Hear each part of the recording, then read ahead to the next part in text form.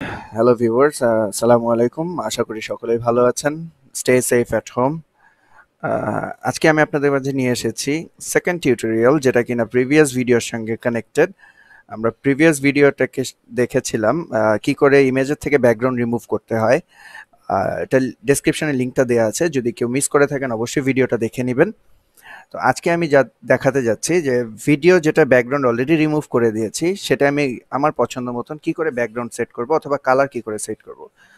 তো প্রথমে যেতে হবে আমাদের অ্যাজ ইউজুয়াল ওয়ার্ডে। আমি যেহেতু ওয়ার্ডে কাজটা শিখাচ্ছি, ওয়ার্ডে যাব, ওপেন।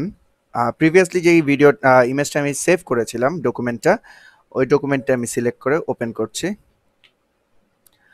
দেখুন ভিউয়ার্স, আমরা এর আগে যে ইমেজটার উপর কাজ করেছিলাম সেটা অলরেডি এখন ব্যাকগ্রাউন্ড রিমুভড একটা image, I mean PNG category image আছে।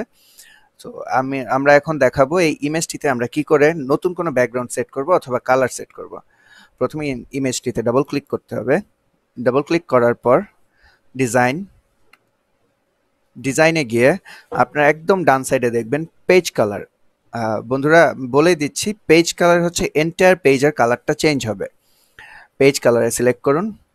ড্রপ ডাউনে দেখতে পাচ্ছেন ভেরিয়েশন অফ কালার্স পাবেন আপনারা। আপনি চাইলে আপনার পছন্দ মতন কালার মিক্স করে নিতে পারবেন। আমি এখানে সিলেক্টিভ কালারগুলো ইউজ করছি। যেহেতু কালারটা এই ইমেজটি কাইন্ড অফ গ্রে, আমি এটার জন্য লাইট গ্রে চুজ করছি।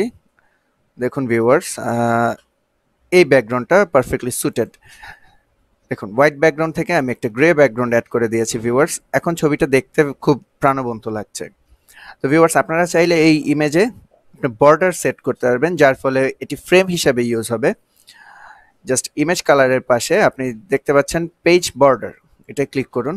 ক্লিক করার পর এখানে কিছু অপশনস আছে, আপনি স্ক্রল করে দেখতে পারবেন। আমি যেমন ইউজ করতে চাইছি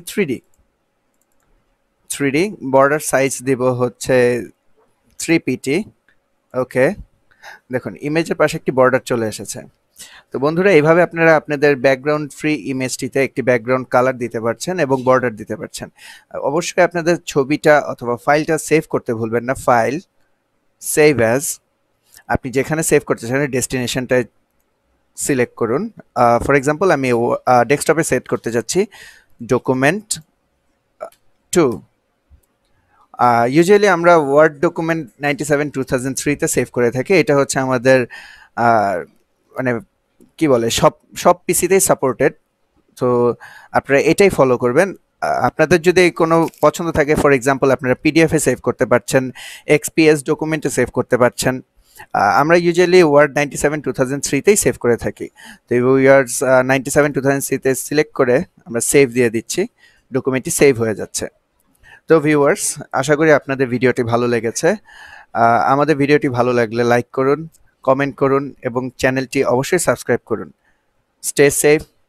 থ্যাংক ইউ।